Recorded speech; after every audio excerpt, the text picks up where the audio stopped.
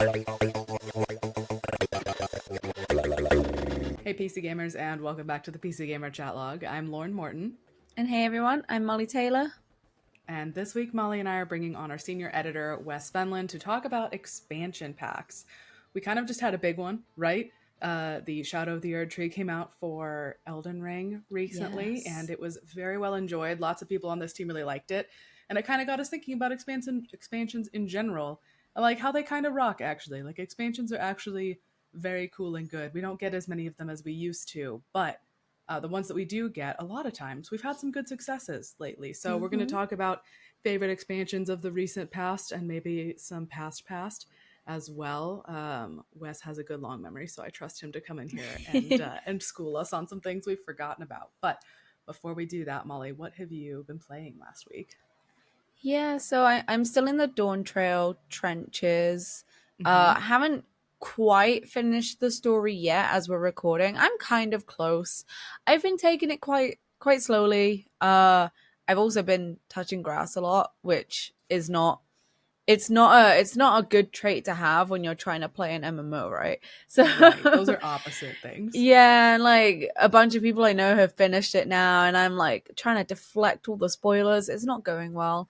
Oh, no. But I'm having a good time with it. I think the dungeons, my favorite. Dungeons are fantastic. I think I said this last week that I love the dungeons. Mm-hmm. The story's a little on the slow side. It's a little meh, but dungeons are great. I've also been playing, still am every day. I've been playing Nikke, which has You just, can't be stopped. I Just in the can't be background stopped, forever. but it has just done a Dave the Diver collaboration. And they have What? basically, yeah, they have Where basically was just this when we were made. talking collabs earlier, like a couple months they ago? they hadn't I know they hadn't announced it. So yeah, they've done a collaboration with Dave the Diver, and they have basically just made like Dave the Diver for mobile. It's kind of Oh. crazy. So there's like a mini game in Nikke, and the mini game is literally Dave the Diver. It is chef's kiss. And it's It good? is, yeah, and it's good. It's like it's comparable. Like it's Dave the Diver with hot anime women. It's not. The only feature Dave the Diver didn't have. It had every single other minigame you could possibly conceive of, except for anime ladies. But you couldn't dive as an anime, as a hot anime woman. So yeah, it's Two kind of other things weird. that are opposites. Anime Yeah. woman and Dave of Dave the Diver. Even though doesn't he attend like a concert or something with like the little glow sticks? I Probably. digress. But yeah, very strange collab, but one that's working quite well. So yeah, I've been playing a little bit of mobile Dave the Diver as well. Dang. That's great. I don't have anything interesting to say this week. I am still playing Sky quite heavily. I was wrapping up the simultaneous season of nesting is what it was called when they added Season of houses nesting. for the first time. Yeah, you make your little nest. Um, and then the yearly like days of color with like rainbow outfits and everything went on for a couple weeks, and I was grinding to get unlock those new little outfit things. I had to have the oh, what do you call, like, I'm trying to say translucent and it's not translucent. It's, not holographic either. Like oil spill. Pearlescent, iridescent. Yeah, pearlescent is what I'm looking for. Yeah. Imagine saying words. There was like this pearlescent like rainbow cape this year that I really liked, and I was like, I Oh, need to have cute. that. Cute. So that's pretty much what I've been doing. Just, like I said last week, I turned the cute MMO into a normal MMO for me by playing it too much, and I'm just still doing that until I get sick of it, probably. Although I really want to be picking back up The Sims 3. I feel like I talked about that recently too. Mm, Um, so we'll see if that happens. That's on my to-do list. yeah. Absent anything more interesting, then let's go grab Wes and talk about expansion packs. Okay, Wes, we brought you in to talk about expansions because you just played a really big one for starters. Yeah, I've been playing a bit of Shadow of the Erdtree. You may have heard of it, the expansion to Elden Ring. It's been a good time. I actually haven't finished with it yet. Some other people on our team have of course, plowed through it by this point. Played multiple times, even, I think. At least one of them. Yeah, but I've been taking my time, but I'm really, really enjoying it. Mm-hmm. And that kind of got you thinking about expansions in general. I feel like we've had some good examples of the form in the last. Maybe I'm literally just thinking about the Cyberpunk expansion and now Shadow of the Erdtree. Maybe it's literally just those two, but those feel like big success stories. Like the Elden Ring DLC, just as good as Elden Ring was, and the Cyberpunk DLC saved Cyberpunk. Like both, two different kinds of great expansion. Yeah, I mean, I think there was high expectations for both of them, right? Yeah. And like you say, Phantom Liberty sort of was like the end of the redemption arc that Mm-hmm. Cyberpunk really needed. And I think also Erdtree being as big as it is, and From Software definitely underselling it in the lead up to the expansion coming out intentionally. Like they were definitely underselling it. It's sort of just like it's not that expansions were extinct or anything like that. I think they're still fairly common, but it felt like kind of in the last 2 years we've had this 1-2 punch of really just showing like how good an expansion can be and how meaningful it can be for an already big game to have a big expansion. It's not really just about the length of the game. It's kind of like how much the complete package an expansion can represent next to, I think, kind of what we've gotten used to, which is like the trickle of DLC where you get a new DLC pack that has like a few quests in it, or like a few new items to play with, or maybe like one new character, or that kind of thing. Yeah, it's like our more common like big successes in the last 5 years have been like the 2.0 version of X beloved game that's gotten like a Mm-hmm. bunch of like cool free updates and like culminating in like this is now when you should play this game, and like also a great experience, but like a really different experience from like, it's like a little tiring, that is, versus an expansion where you're like, okay, come back for this one thing, this big hurrah or whatever. Yeah, Molly, have you been playing many expansions for things generally lately? Like, are you a big expansion player, buyer outside of Final Fantasy I was 14? gonna say, does Final Fantasy count? It 'Cause does. We are going to talk about it. Yeah, because like I said earlier, I have been playing Dawn Trail, so that Yeah. that counts in my head. I think I was a bigger expansion player, I guess maybe like 10 years ago or so. I feel like there was a lot of good expansions that came out maybe like 10-ish years ago. I used to play the shit out of like the Skyrim ones because they were Yeah. like smaller, I guess. They're like quite a bit smaller, I would say, than expansions I think of these days.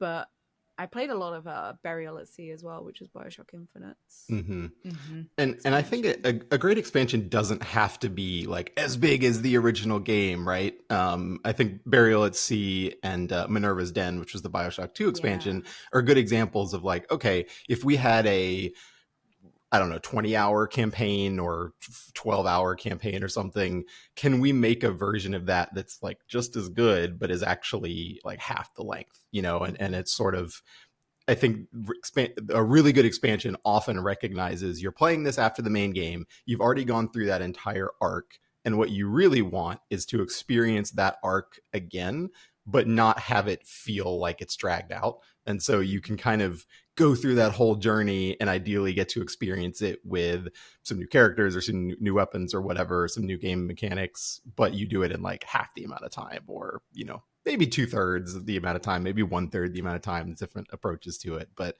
I think that's something Bioshock did really successfully, because they kind of spent the whole development time figuring out how do we balance all of these like immersive sim elements. And then by the time they finished the game, they were probably way better at doing that than they were at the start. But how do you capitalize on that? Well, expansion's kind of the only way to do it, or making a sequel, but that's a lot harder. Yeah. You kind of put together this group piece from various people on the team, Wes, and titled it just "Expansions Are the Best," which you can read on the website pcgamer.com. Expansions are the best.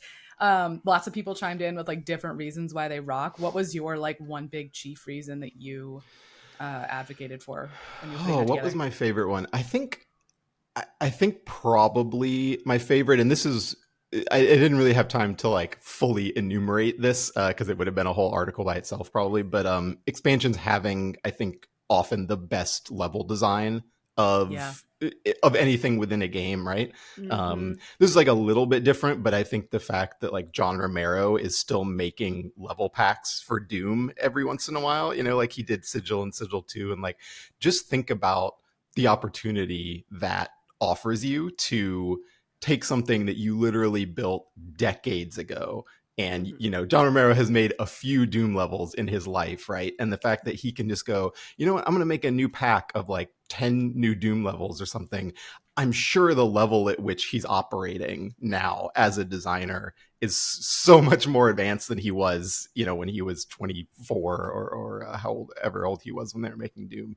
And I think a lot of games, even in the more sort of traditional expansion context, when you're working on that thing right after having spent 2, 3, 4 years working on the game, you've really dialed in at that point like the interplay between your guns or your stealth system and like how you design your spaces. And so I think we see a lot of expansions that do really cool stuff with like the verticality of the level, or just just the kind of amount of detail they're able to work into the level while keeping the performance and putting clever new spins on how you use the weapons and stuff. So I think level design is probably what I tend to get the most joy out of, especially when it comes to revisiting like first person shooters. Mm-hmm. Yeah, I 100% agree with that. And I think Morgan had said as well that it's like such a nice way for us to get like a fresh, relatively like padded out experience without having to wait 5 or 6 years for a sequel, right? It's such a good Right. way of like taking the foundations that you've already laid throughout how many years of development and then like honing it, right? Refining it, like you say, being able to do better levels or being able to have kind of better gunplay. Like I love it. I love diving into it in expansion after playing the base game and being like, oh my god, this is like an enhanced version of Mhm. what I was playing before. That's what I really like, is when expansions kind of, they contribute something new. Maybe there's like cool new lore, or there's like a couple new gameplay mechanics, but it's also just like a much more refined Yeah. version of what I was already really enjoying. Yeah, like how would you compare, Mollie, like some of the like maybe your favorite raids from one of the Final Fantasy 14 expansions, or favorite dungeons compared to like the vanilla A Realm Reborn dungeons? I'm Yeah, sure they're right. way better, right? Yeah, they're so much better now. They're like more difficult. There's like a bigger variety of mechanics as well. They've, especially Dawn Trail as well.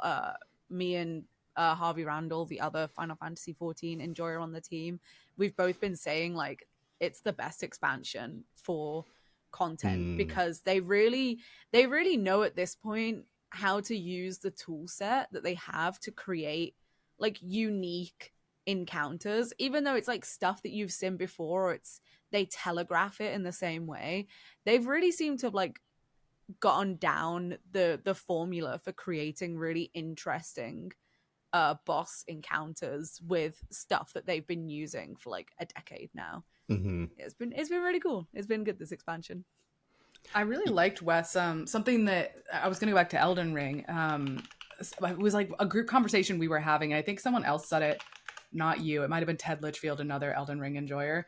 But like that, the expansion Erdtree was like this chance for like From Software generally to like kind of go sicko mode on like the things that like the things that are good about Elden Ring. Okay, here's more of them. The things that people complained about Elden Ring, like be quiet, we like them, here's more of those too, like deal with that. Was it like more poison swamps or like some other thing that there was more of, like a dozen, like way too many katanas? There was something that Ted talked about, I think. Do you remember?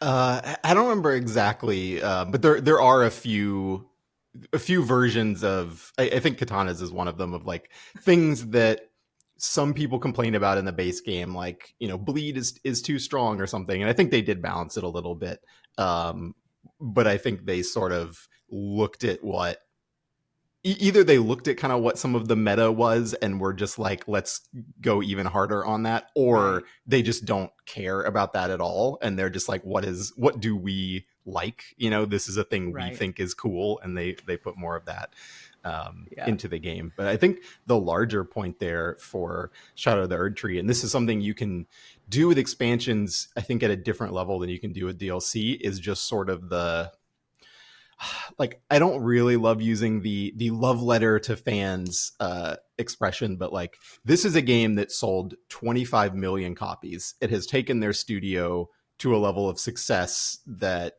those of us who played Dark Souls, 10 plus years ago, like, even seeing that game blow up would never have expected this to be like legitimately one of the most mainstream successful video games of like the 2020s, right? Yeah. They can afford to put way more time, effort, and money into this expansion, and it doesn't have to sell insane quantities for them to still be like so in the black on this game, right? Right. So no, they're not giving this expansion away for free. They are charging $40 for it. There is way more game in Shadow of the Erdtree than there are in some $60 or $70 games, depending on what you value in a game. There are not many cutscenes in this game that are motion captured in the way that a 12-hour like really heavily narratively driven game would have. But I think the value for money here, just as a person who cares about really cool map design and really cool boss fights and all the stuff that From Software does so well, this could have easily been a full price game, and people would be happy with it. I think that's something else as well. You bring up a really good point that's really cool about expansions is sometimes you're getting a full game experience for like 2/3 of the price, right? Because you've already paid for the base game, right? So like technically I suppose you're paying more money in the long run, but because you've already got those foundations, you can kind of charge a little bit less, but you're still getting such a really like enriching full-fledged experience out of it for cheaper than you might buy like a brand new game for. Yeah, and occasionally you get a really good standalone expansion even that is sort of the game studio going, okay, we already spent tons of, like, most of the money that was spent developing this game went into developing the technology for it, developing the art for it, right? The time it took our staff.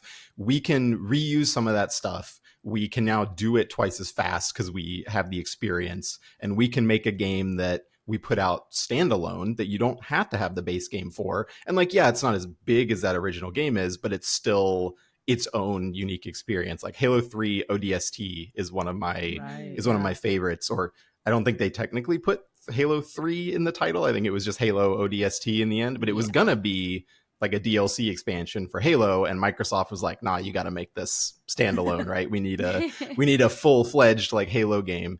And it's shorter than the typical Halo game, but not by much. Like, it's still a really fully featured game, but it's like a bit more experimental. It's got this sort of the streets that you wander around at night with like, smooth jazz playing in the background. It's very atmospheric, and it just has kind of a different vibe than any other Halo game. And they were able to just reuse a lot of the art and stuff for that. And like, yeah, there's a few new weapons and stuff, but it's mostly stuff that they used for Halo 3 that they were able to pump this game out in 18 months or whatever. And it's, to this day, one of the most memorable Halo experiences if you're a fan of that series. Yeah, Red Dead Undead Nightmare was another standalone expansion, I think, as well, which I never played. I did not play Undead Nightmare, but I know that my friends who did play Undead Nightmare really enjoyed it, and that was another case, I think, where they just took like a butt ton of assets from the first game, and make zombies. Ha ha hee hee. Yeah, that and Far Cry Blood Dragon are great examples of what almost feels like the developers just having like a crazy whiteboard meeting and then deciding to go in on like the funny thing somebody on the team said. They're just like, all right, hear me out. What if we just did an 80s neon like cyberpunk thing instead of you're in the jungle? And they were just like, okay, let's do it. Undead Nightmare is totally in that vein too, and I feel like we don't get many of those truly off the wall creative expansions. Like, those are pretty rare, but it's really cool when they do happen. I was looking back at like some of our Game of the Year awards, because we like speak very highly on this team of expansions that are done well. Like we do like scored reviews for expansions more often even than like I remember sometimes. Mm. Like we we we maybe have scored every single Destiny 2 expansion. I feel like that's probably true. It does not surprise me.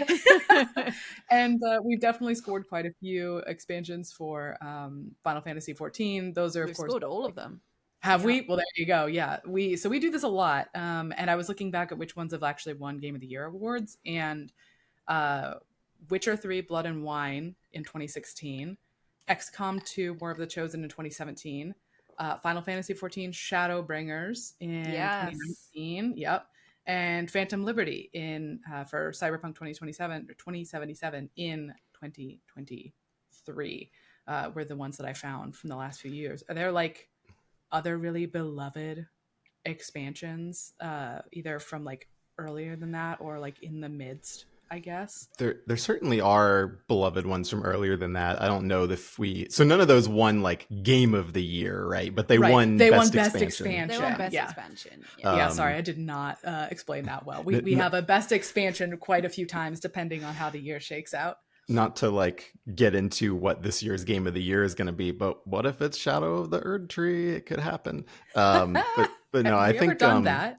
I don't think we have. I doubt it. But I don't know. I imagine we might nominate a Best Expansion this year. We may probably do that. That feels like a thing that will happen. But one that immediately comes to mind for me is Shivering Isle, the Oblivion one. Yeah. It's probably the most talked about thing from maybe not the most talked about thing from Oblivion, but people really liked that expansion. I don't know that Bethesda has ever kind of captured that high again with an add-on to any of its games since then. Oh really? You don't think so?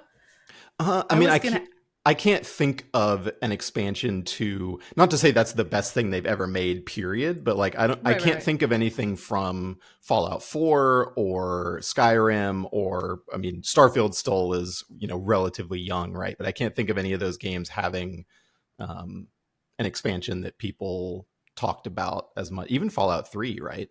So I think they've kind of moved away from that approach, right? They moved to smaller releases for their games, which is okay, but that one still sticks out to me as like a high point.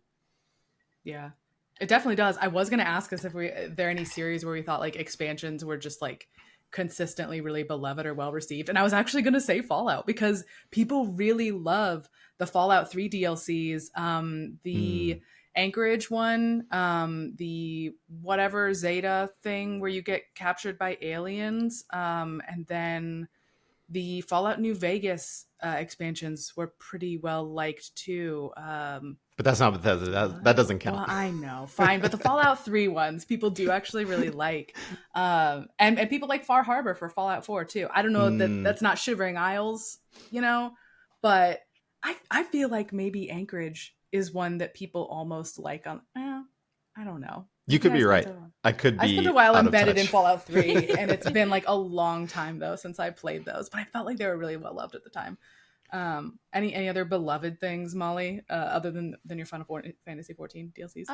I really like Iceborne, the Monster Hunter World expansion. That one as well is one that is like very, very well received among the community. It did all the things I was saying earlier that I really like. It took the foundation of Monster Hunter World. It made it better. It brought in like quality of life improvements. It brought in like new traversal methods. The bosses are really good. Like the monsters in it are fantastic. The zones are like really pretty as well. It did everything I want an expansion to do, where it just like took something I already really enjoyed and just made it like way better. Really like just like a net positive in every single way. The Iceborne expansion. It's fantastic. I think that and Sunbreak, which is the Rise expansion, I think both of those have generally been, I have not played Sunbreak, but I think both of those are generally very well received among the community. I think Monster Hunter is pretty good at expansions.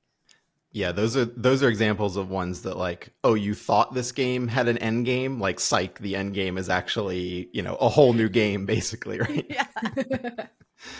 I really like the way Iceborne sort of, it gives you a whole new area to kind of latch onto and like new monsters and stuff, but that stuff also trickles into the kind of the base game, right? And so you just are able to take all of that stuff and kind of merge it together into one big giant game. This is one of the ones you did mention in the Game of the Year stuff, Lauren, but I think XCOM 2 War of the Chosen is like the definitive example of doing this, in that you can kind of play it as its own campaign by itself, but like naturally it integrates into XCOM 2 as a complete package and like enriches that game so much. I think I've never loved XCOM's like sort of setting and characterization stuff. I've always leaned a bit more towards like the tactical RPG stuff, just because I think they give you a bit more like character to latch onto. And War of the Chosen really completely like fixed that for me, and that like, yes, your squad is still these kind of soldiers that you have to imbue personalities into, but it gave you these villains to fight against who are like in the middle of the battle, they're taunting you, like they're saying nasty stuff to you, they're really intimidating characters that become almost puzzles that you have to solve to defeat them.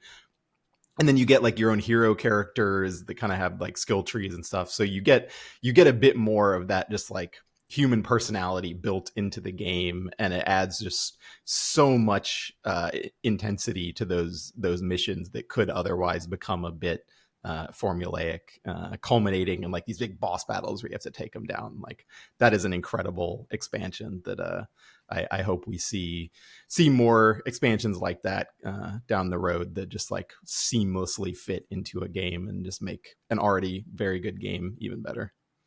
Yeah, Wes, as you were talking about like game expansions having some of the best levels, I was thinking about not even just like from a level design front, but from like just like a like institutional knowledge being handed down kind of front within a game studio, like not just being able to respond to like player feedback for an expansion like from the main game, but I think probably even for developers, like their own internal feedback too. Like, you know how it is, you work on a giant project, you look back at it and you're like, okay, so like what would have been better, like because you get to the end of developing a game and like people on the team also are like, I wish we did this thing differently, this would have been better, but choices were made for reasons. And an expansion sometimes can be a great like look at that team or like that game firing on all cylinders and just being like, this is what we wanted to do, we couldn't make the whole game do that, but here is the vision, like this really great experience of like a little bit more of what we really wanted to get out of it. Yeah, I mean, Mollie was just talking about how good Iceborne is, and if you look at what they're doing with Monster Hunter Wilds, which is going to be the sequel that comes out next year, it's all about the weather and like environment stuff, right? Like that's the main gimmick of the new game, is what if you're in these environments where crazy dust storms start happening and lightning, and the environment itself changes how the monsters behave. And like Iceborne was definitely them starting to go down this path of, okay, what if we completely change the weather conditions and like introduce these new environment types into the game. And like they don't do a ton in Iceborne compared to what they're going to be doing in Wilds, but like thematically you could see they were thinking about that and like starting to explore it. The wheels were turning. Yeah. Exactly.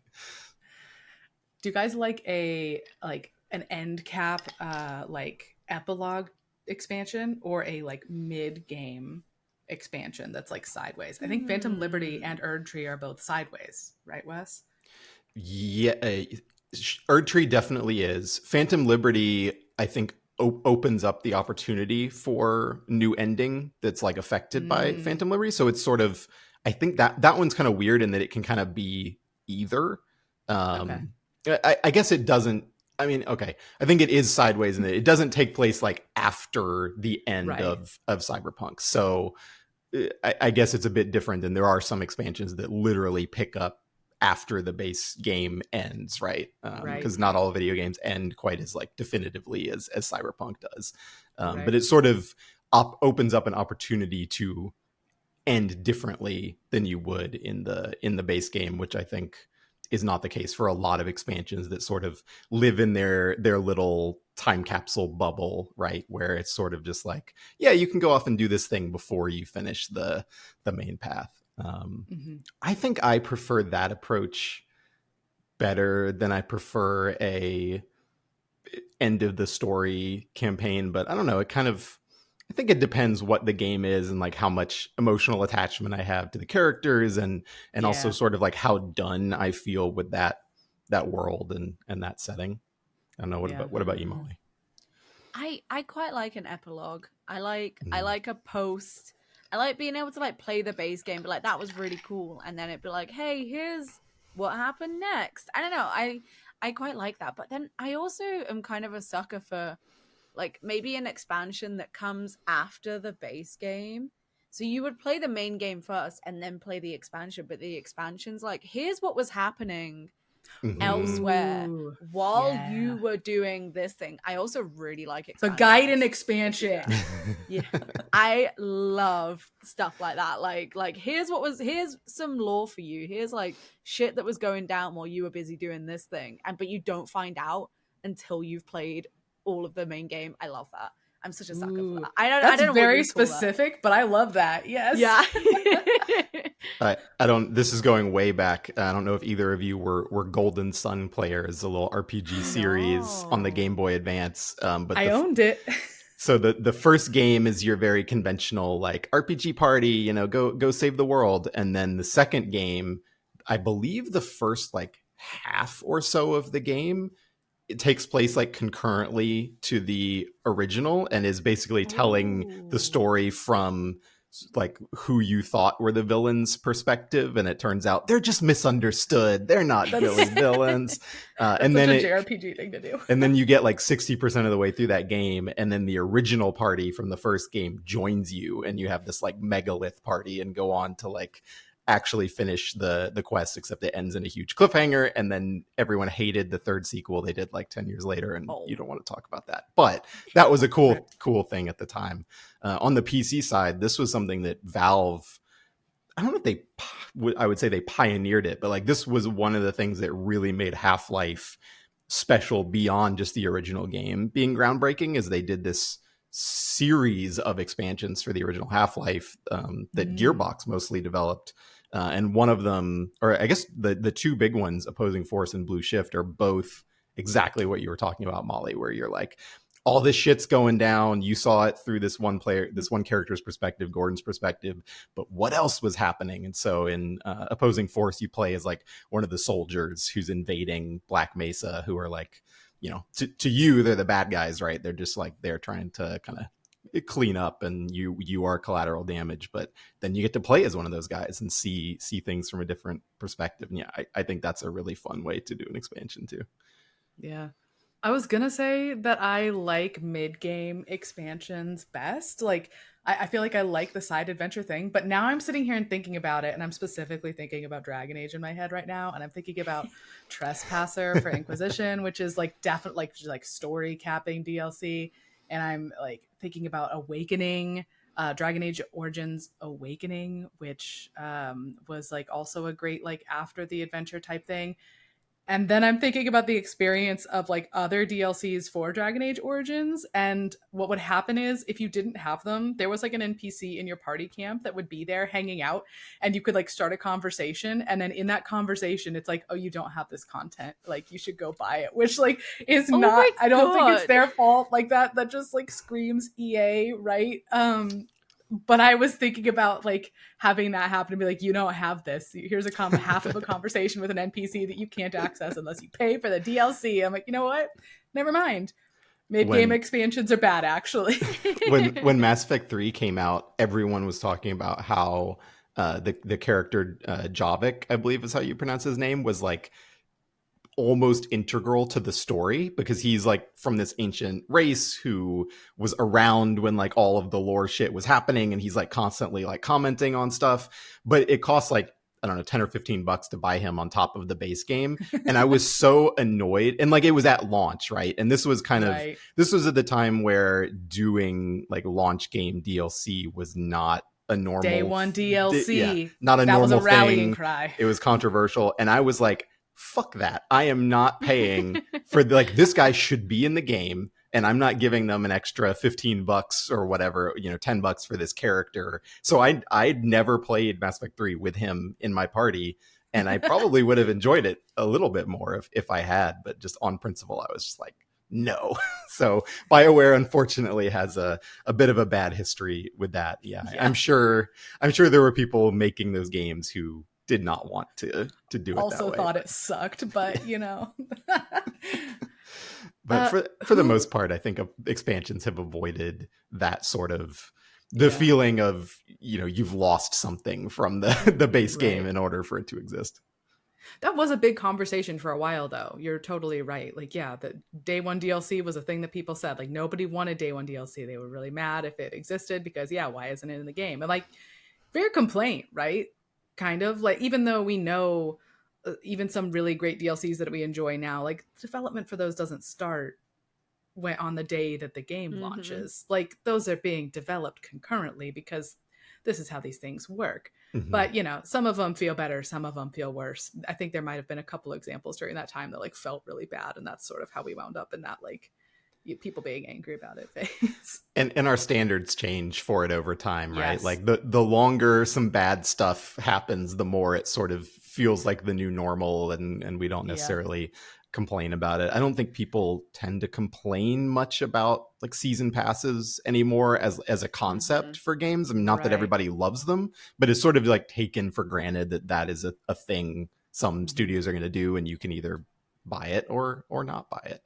But it kind of bums me out that has become the standard for how we expand games now.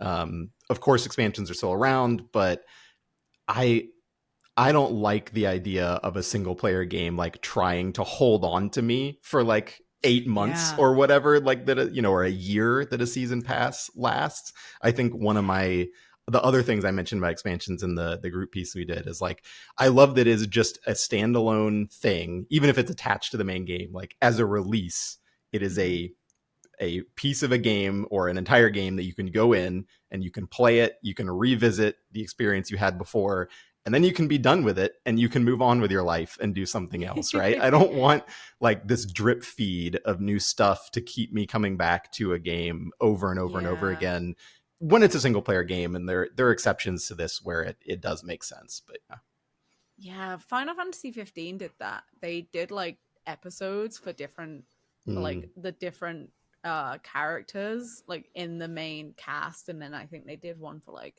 the main antagonist and maybe one other person. And like by the time all those released, I had not been playing the game for a very long time. If they had just done an expansion that was like all of them, I probably would have played it. But because they trickled them in like over the course of, I don't know, like maybe a year, something like that, it was too long. It was too long to have these like 2 to 3 hour episodes releasing. No.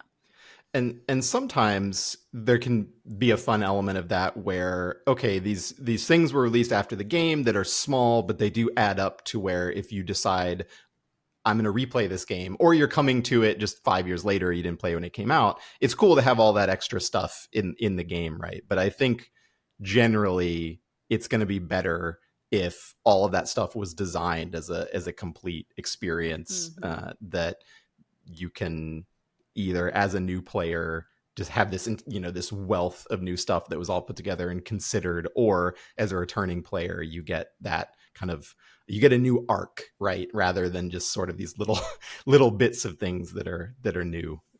It's not always bad to have that. Like The Witcher 3 did a really good job, even before its expansions, of just peppering in new stuff around the launch of the game. Like they were adding like some new quests and new little cosmetics and stuff for like the first month or two, sets and whatnot. Yeah. But like it's maybe I'm thinking something different, but yeah, I know what you mean. I think the there's like a really funny like pig quest in that game where like all the villagers have been turned into pigs, and you're kind of having to like figure out what magical spell has been cast on this village, or the curse or whatever. I think that was a DLC quest that they added like 1 or 2 weeks after the game came out.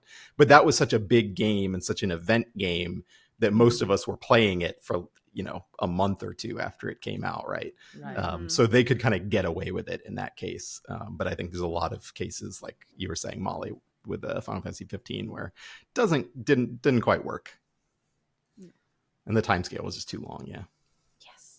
We wrote down Grand Theft Auto 4. Like I feel like Grand Theft Auto 4 in particular had a few different DLC expansion type things that people really liked, right? Yeah, Ballad of Gay Tony was a big one for GTA 4, right? I didn't play any of the GTA 4 expansions. I played GTA 4, but not the expansions. But I know Ballad of Gay Tony was like I think was a big one, right? Yeah, that was definitely a different era for Rockstar where they were like technically GTA 4 had a GTA Online Oh, it component, but did. it Yeah. wasn't anything remotely like GTA Online is Yeah. today, and in terms of its quality or scale or the amount of stuff they were adding to it. I think that was still in that era, just logistically. You couldn't do DLC as effectively. I mean, the consoles did not have much storage space. It didn't make sense to do DLC the way we do now, and so it made a lot more sense for them to do bigger expansions for it. But I think it was great for them to change like the POV of those games, which is what Ballad of Gay Tony was like really. I think that was what made that resonate with people so much, is that you weren't just playing the same character or doing kind of more of the same, right? Like they really shook up the perspective with that one. Yeah. I'm pretty sure I bought Ballad of Gay Tony, but I don't think I actually played it. I'm pretty sure it like tied into GTA Online in some way, that like that's how you unlocked these like parachuting missions in GTA Online or something like that. Whoa. I'm like half remembering this situation. All I remember is I was playing GTA 4 online with my friends in like late high school, and they were like, we want to do these like parachute race things, but you have to get XYZ to do it. And I swear it involved me buying one of the DLCs for that game. I don't remember exactly how that situation worked.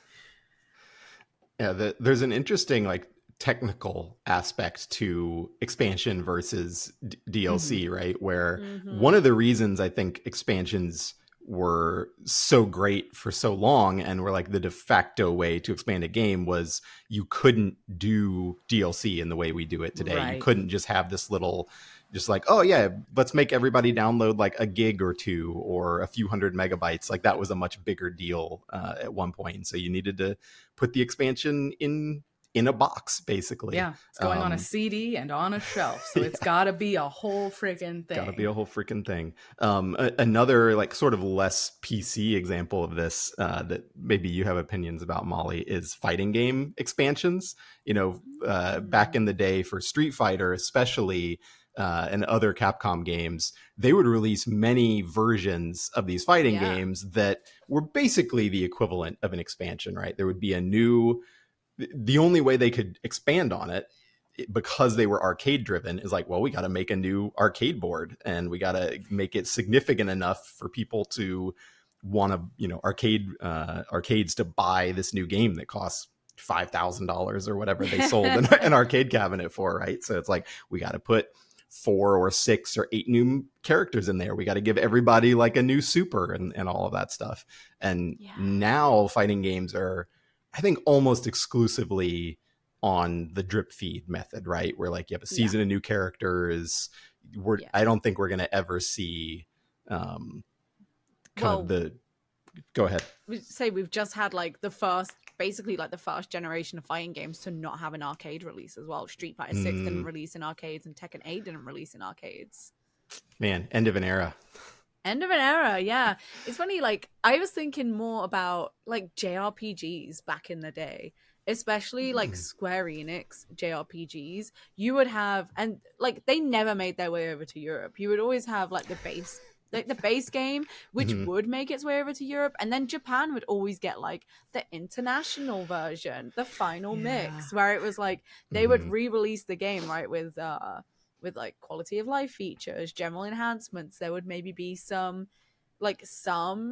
ending stuff that they would change, or like some additional story. The maybe the only one that has survived the formula now is Persona, right? Persona still does a base version, and then it essentially just re-releases the game with an expansion tacked on as well. Yeah, so I always think about like JRPGs. I always remember like trying to figure out how I could get Kingdom Hearts Final Mix, because I think it had like the second one, like Kingdom Hearts 2 Final Mix, had a cutscene that wasn't in like the original, and I was like trying to figure out how to get it. Turns out you couldn't in Europe anyway.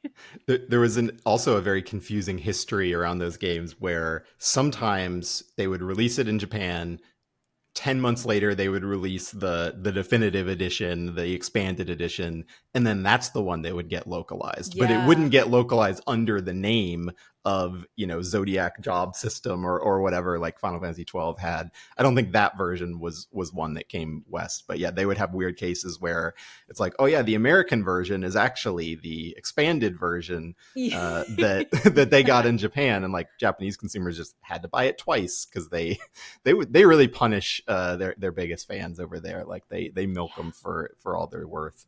But I think that is a weird thing with expansions where I think some people, I don't know, some people are savvy about what studios sort of take advantage of this format. Like, I don't know if I will ever play an Atlas game on initial release, because at least like a Persona game, at least like they're really big games, because I feel like they're gonna release a better version of it 2 years like 2 years later. Yeah.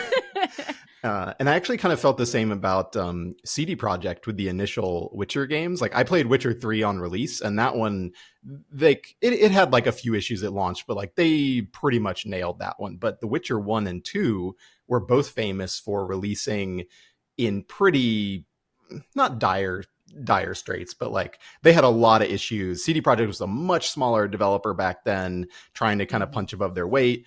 And both of those games, like a year or 2 years after release, had like the enhanced edition that fixed 7,000 bugs and like added in like a tutorial and like just new stuff that made them way more playable than they were at release. And so that's sort of a tricky thing. I'm very glad I didn't play Persona 5 when it came out, because Royal, from what I've heard, I still haven't played it, but I will eventually play it when I have 150 hours to play one of their games. But I've heard that it kind of, not only does it add more stuff, but it fixes some pacing and like makes some things more interesting that in the base game weren't quite as rich. So sometimes you got to just wait for that expansion. Play the waiting game. Yeah. Mm-hmm. Which you guys like better in an expansion? New, like whole new system or whole new map area? I feel like sometimes they wind up going together, but like, which is your favorite part? Map. Same. Yeah, I like, like I said, I like refined mechanics in like a new setting, right? That's my preference, because then you've already got that familiarity there. I think exploration is more fun than having to like learn a new system, right? Yeah. I feel like there excuse me, I feel like there are examples where I like the new mechanic more, but I'm struggling to think of one off the top of my head. I feel like they did something really clever with the gravity gun in Half-Life episode 1 or 2, but I'm like, I can't remember exactly what it was because it's been so long since I played those games. But sometimes you do get a tool in an expansion that just sort of recontextualizes everything about how you play the game in an exciting way. I think the clutch claw in Monster Hunter Iceborne has its... Yeah. There are people who really don't like the clutch claw. I'm not sure exactly I'm a what... clutch claw enjoyer. Here we go. I'm not sure exactly why the haters don't like the clutch claw. Maybe if you're playing Monster Hunter at a very high level, it breaks the balance or something like that. But I do love, I don't know, maybe I just love grappling hooks. Maybe if you just give me a grappling hook, I'm just like, yeah, this is automatically why better. Why is it always like grappling hooks? Why do gamers love grappling hooks? Like literally Iceborne and Persona 5 Royal both introduced grappling hooks. They were like, you know what we were missing in our video game? Fucking grappling hooks. Put them in there. I think maybe it is tied to that idea of an expansion needing to be like a compressed or like faster version of what you've played before, because you've done it before, yeah. Right? Like the example or the comparison I made in the group piece we wrote is like, when you go to a play, the first act is always longer than the second act, and you need the second act to feel like it has more momentum, because you've already you've run the marathon, right? You don't want to run 2 marathons, but the sprint in the back half, the euphoria of like, we're getting close to the finish line, like how is this thing going to end, is more exciting. And I think if you have something like a totally new movement mechanic that like powers you up in a way that you did not get to experience a world beforehand, that's very freeing and exciting. They did that with Spider-Man Miles Morales, I think, where like you had a lot more mobility as Miles, and you acquire abilities as Miles like one after another, right? It's like every hour in that game you have a whole new ability, and that's because they knew like, okay, we've already done this whole map, we got to get you through this thing faster, we got to cut out the cruft, right? And just like power you up, get you to the end. And that's a very fun experience in an expansion, I think. Despite Spider-Man, by definition, already being a human grappling hook before, even before you do anything. First. Yeah, I get what you mean, though. Yeah, the like, you get the slow exploration feeling. I'm like, oh, wow, the world is so big in the era of open world games. And then, yeah, to speed it up, give me a grappling hook. Just make everything faster.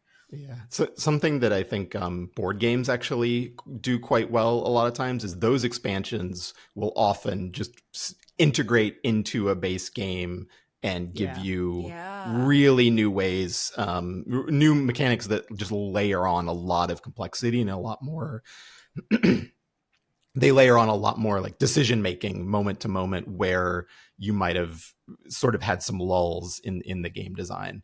And that's a really cool thing. Like sometimes, yeah, you'll have a new board that you play on, but a lot of times it's just like, here's a new deck of cards and some new tokens that totally change what you're doing on a given turn.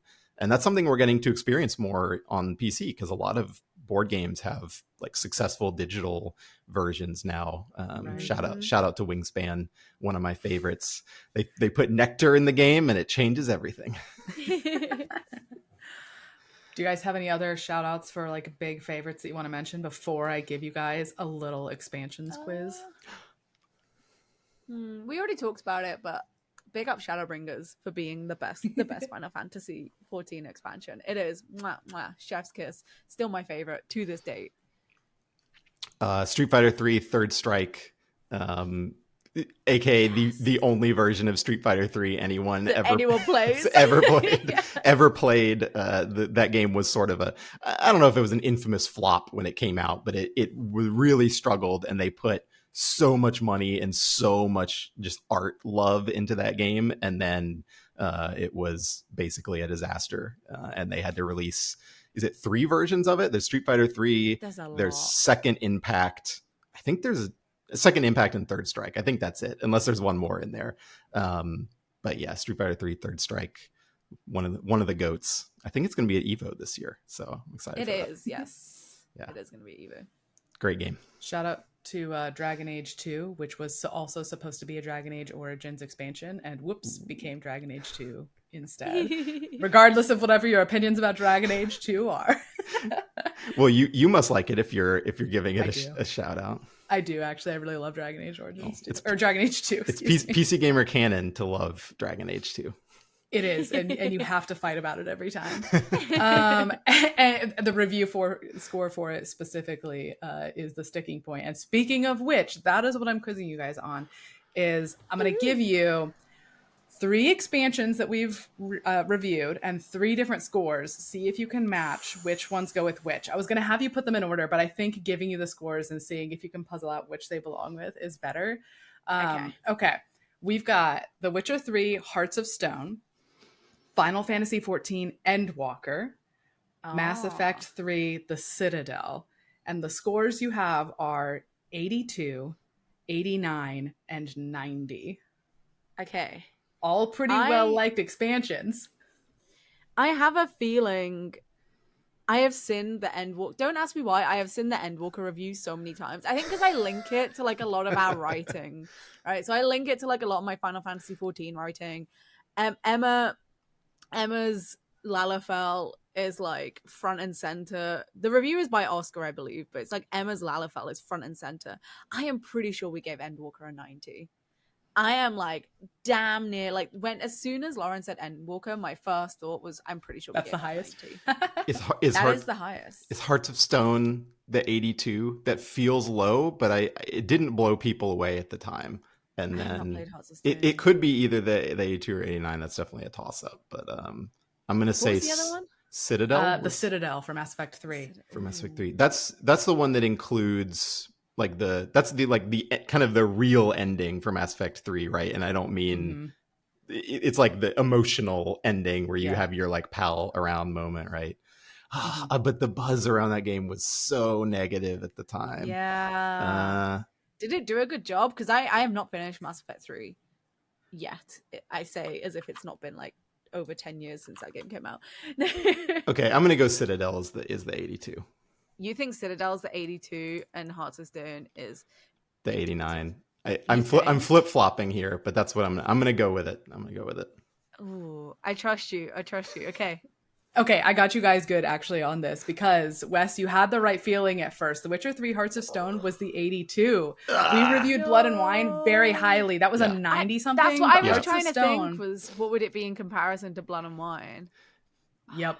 That was an 82. Final Fantasy 14 Endwalker, 89, Molly. Oh, and Mass Effect 3 The Citadel, 90. I'm on blaming PC. this entirely on Molly. Yeah. This is all your fault. blame.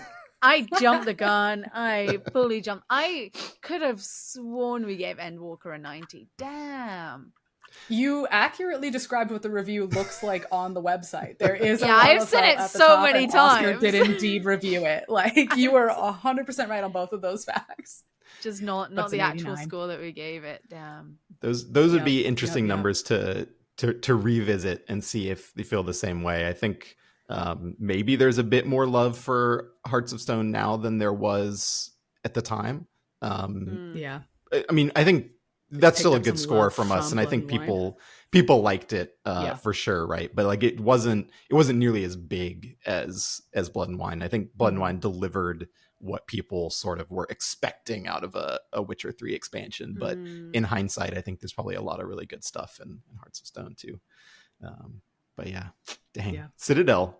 Sorry. Way to go, Mass Effect 3. Citadel, the big end cap. Redemption Everybody loves an arc. epilogue, man. That's the thing. I think the moral of the story there is closure. Closure feels good. Yes. And that was something that Mass Effect 3 Yes, did not exactly. offer Those are the high scores. until Citadel.